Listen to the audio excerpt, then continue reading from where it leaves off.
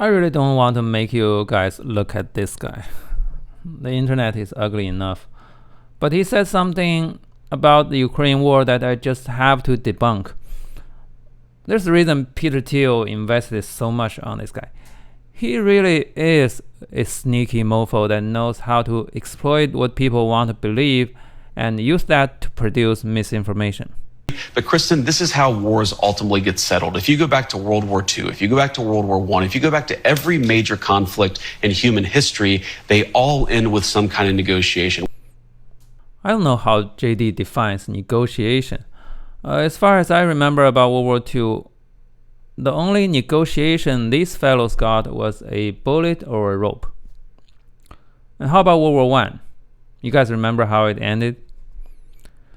The losing side basically ceased to exist. The German Empire gone.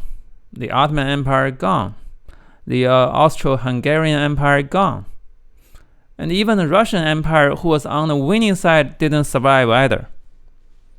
4 most powerful monarchies in Europe had to be wiped out before the war could end. So where the heck did JD learn his history from? Grok? Did the Vietnam War ended with negotiation? Fuck no. There was a deal in 1973, the Paris Accords. But nobody cared. They kept on fighting until one side was wiped out. The end of the story. How about the Iraq War? Saddam got captured and hanged. Why is it so hard to make a deal? Well, signing a piece of paper isn't hard. The problem is always how to enforce the deal. Like, people who grew up in peacetime are often too spoiled to realize this. They're like, I sign contracts all the time, with T-Mobile and shit. What's so hard? Just make a deal. Of course, it's not hard for you because your contracts are enforced by your country's judicial system. Without that system, my friend, your contracts would be no more valuable than used toilet paper. And there's no such enforcement system between 2 countries, especially 2 large countries. Hey, I pinky promised I won't invade you again. What's the point? Really, what's the point of that kind of deal? If you have time for some math, please revisit my video about the credible commitment problem in game theory. It will clear things up.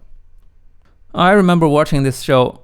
Those 2 criminal bosses had to exchange their kids to maintain peace. I don't know how realistic it is, but I wouldn't be surprised. How else can 2 criminal gangs enforce their contracts? Like sue each other? So, you might be wondering why the Korean War ended with a deal. Well, it's not like a solid treaty, by the way. The 2 countries still don't recognize each other. So it's more like a prolonged ceasefire. But that ceasefire has been effective. Why? Pause the video to think about it. It was because the United States provided an enforcement system with a permanent deployment in South Korea. That's the only reason the Korean armistice worked. Actually, the Korean War happened in the first place because the US troops had left South Korea too early. I saw a lot of people saying like the war happened because Uncle Sam was threatening North Korea. Guys, where did you get that idea? Sometimes people are just really good at pulling information that they want to believe out of their asses.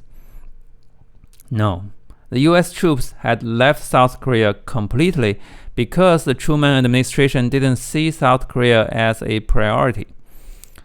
And that lack of enforcement power was why the North invaded. And that's why the US troops had to go back, and that's why after the war they had no choice but to stay. The US bases are literally the human shields that prevented a second Korean War. So again, the Korean armistice worked out not because the 2 sides were good at making deals. It was because the deal was enforced by a formidable military force. And why hasn't anyone invaded NATO countries? Same. NATO is an enforcement machine. The tiny Baltic countries didn't join NATO because they want to bully Russia. They joined NATO because NATO is capable of enforcing their borders. They didn't make sweet deals with Putin. And Putin hates their guts anyway. So their survival was all about enforcement. And that's exactly what Zelensky has been asking all this time. A security guarantee. If he can't get into NATO, at least he needs some sort of protection arrangement like those for South Korea or Taiwan or Singapore or the Philippines. Because without enforcement, the so-called deals are utterly, totally worthless. But people don't want to believe it. Enforcement sounds so exhausting and unsexy. They would rather just sign a piece of paper and drink to it.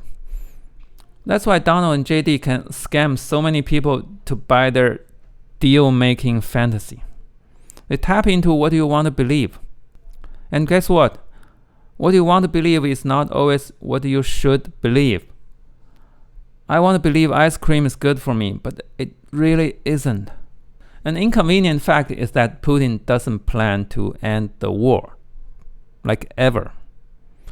The Russian military casualties, killed plus wounded, already surpassed 1 million. Yesterday, that number just surpassed the US casualties in World War II. If that number can't persuade Putin to stop, what can Donald possibly offer him to change his mind? Blowjobs can only carry you so far. Russia's political system determined that Putin doesn't care about trivial things like casualties or the economy or basically anything. So the only way to persuade Putin is to fight and sanction him so hard that he either runs out of troops or loses power domestically. And even after that, Russia probably won't stay put until Ukraine has a solid security guarantee. There's no other way. And no serious political scientist will tell you there's another way. Oh, don't ask Chomsky, by the way. That guy is a linguist. He hasn't published a single peer-reviewed paper in political science journals. So stop quoting him.